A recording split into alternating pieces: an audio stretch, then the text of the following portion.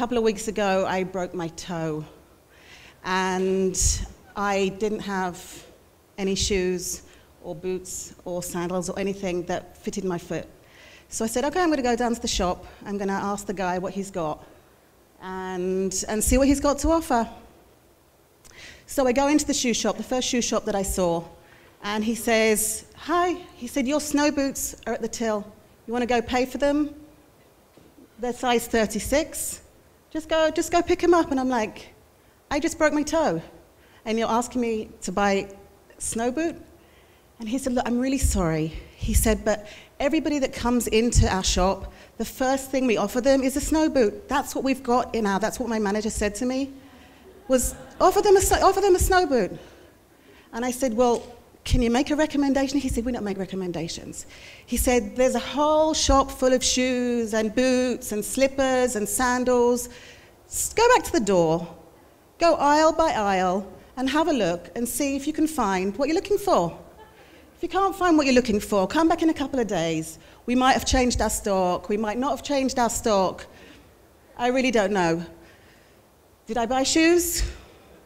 I didn't buy shoes because I made the story up and I didn't break my toe. But apart from making up the story, what I'm trying to say is that's the experience that our customers have every time they come to our website. We're not interested in who they are, where they're from, what their job is, what they're looking for. And we go, here, this is on our business plan. This is the product that we're pushing. Do you want it? Do you not want it? And we're showing everybody the boot. I don't care what your job is. And it's completely unsuitable for most of the people that are coming to our website, except for maybe 1 out of 10. And what I've actually done is I've lost that first opportunity to engage with my customers when they come to my website and give them the content that they really want. What we're used to doing is also saying, I have no idea who the people are that come to my website. The best case scenario is I count them as, visitors or unique visitors to my website, because that's what's written on my analytics report. But I think I don't actually know anything about them, when in actual fact I know a huge amount about them, and I'm going to come back to that in a minute. So one of the things that we do is, even though we've got somebody on our website, what content are we actually showing them? And what most of us do is talk about ourselves. Me, me, me. Our websites are full of technical specifications and product brochures, where a lot of the time the people aren't looking to buy snow boots. They want to know, do I want a boot? Do I want a sandal? Do I want an open-toed shoe? What is it that I'm actually looking for? I don't even know what it is that I want. So what I want to do here is to share with you what we did at ECI. We started working on a website approximately a year ago.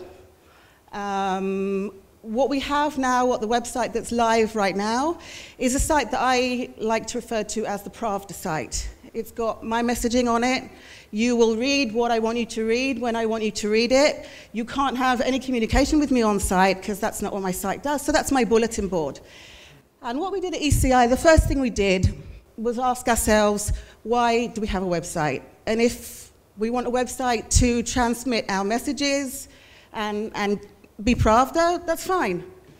And we had a lot of internal discussions about what was the objective that we wanted from our website. And the one objective of our website is lead generation. Every activity that we do as a marketing group, and I know there are some of my colleagues here from our group, every single activity that we do in marketing is for lead generation. And in order to do lead generation, you need to know who your customers are, where they're coming from, what are they doing on your website, what are they doing off-site. You need to be able to profile them, put them into groups, and to understand what their path is to purchase. Those things are all known as digital body language. The most important thing is to understand your visitor's buying cycle and where people are in the buying cycle. So I said buying cycle. There's a bit of blank expressions here. So let's look at the buying cycle. Education, the first stage of the buying cycle. If we look at it from a high level, we're talking about 3 distinct areas of the buying cycle. It's obviously a process. The first one is educational. I have no idea that I have a problem. I'm browsing. I want to understand what the market trends are. I want to understand where we're going. What is this about? I have no idea. Sorry. Second stage is a solution. I understand I broke my foot. I know I need something on my foot. Now what does the market have to offer me? Sandal, a shoe, a snow boot, whatever that happens to be. The third stage, vendor selection. I understand I need a shoe. Now why should I buy from you and not your competitor? What is it that you have? They sell shoes, we sell shoes, everybody's selling shoes. They all look more or less the same. What is it that you have that I need? What's different from your company than somebody else's?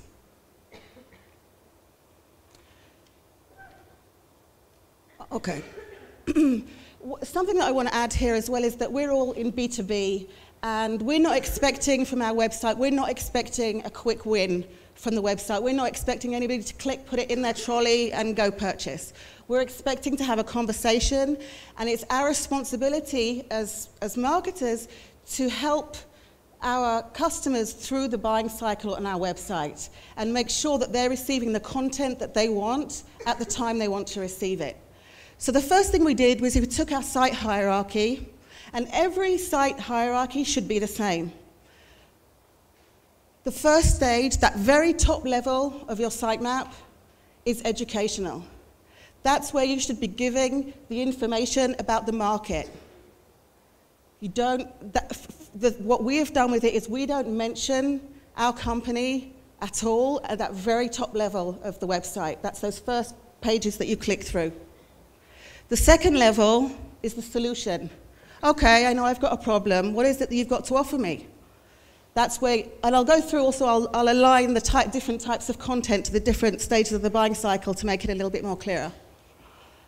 And the third stage is vendor selection. That's the lowest point or the deepest point in your website, and that's when people are the most ready to purchase. So if you've got somebody, and what we're doing right now is if you've got somebody who comes in at the educational stage and you're showing them your product spec on your homepage or on that first level, you're missing them. They have no idea what you're talking about. They don't even know they want to purchase anything. So the further down you go in your website, the further along somebody is in the buying cycle.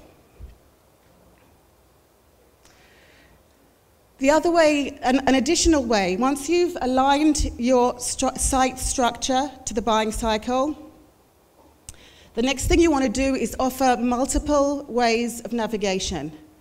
We've already assessed you've got all different people coming into your website from all different companies with different needs. You might have a CEO, you might have an engineer.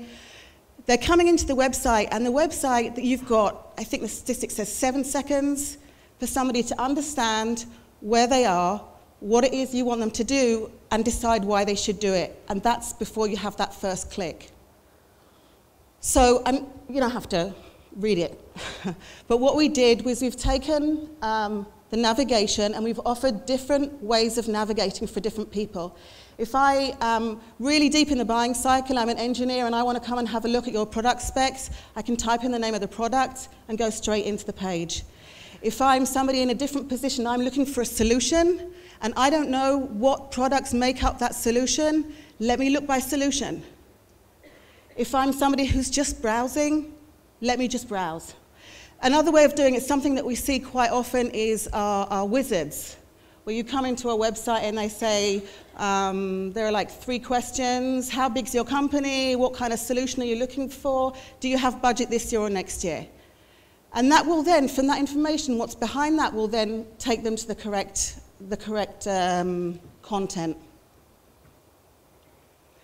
So here again, the buying funnel, the top 2, education and solution, are marketing's responsibility traditionally. The third stage, vendor selection, is usually when you pass somebody over to sales. You've nurtured that lead right the way through to the vendor selection, and that's more often than not when you try to set up a sales meeting or pass them over to sales, depending on on how you do that. So in terms of actual content, the educational material is third-party material, usually. It's not you talking about yourself. It's somebody else talking about your market, where you're a player in the market, and what you're doing, having them on your website, is to position yourself as players in that market. Analyst reports are another really good way of having somebody else sing your praises, which is what we want to do. And I think the last statistics that I looked at from Sherpa, if anybody is familiar with them, I think corporate websites were number 6 on the list of where people get their information about a product or a company. So the things above that are colleagues, peers, social media. Your corporate website is way down low. So if somebody's actually made it to your website, you need to be really sure that you're giving them what they want. Solution. Case studies are a really good way. These are still third party, but we all know, and your customers know, you've paid somebody to write that case study. And that's okay. That's okay with them. It's a very good way of being believed, but nobody's thinking it's an analyst report and it's independent. Competitive analysis. Well, we had a huge amount of discussion over whether we can put competitive analysis on the ECI website. And I voted very strongly in favor of yes, because a visitor to your website knows who your competition is. If they don't know who your competition is, they're onto Google and they'll find you in 5 minutes. So if you want somebody on your website, give them the information that they're going to find anyway. They're either going to go back to Google or to your competitor's website and they're going to find it. So give it to them. The third is the vendor selection.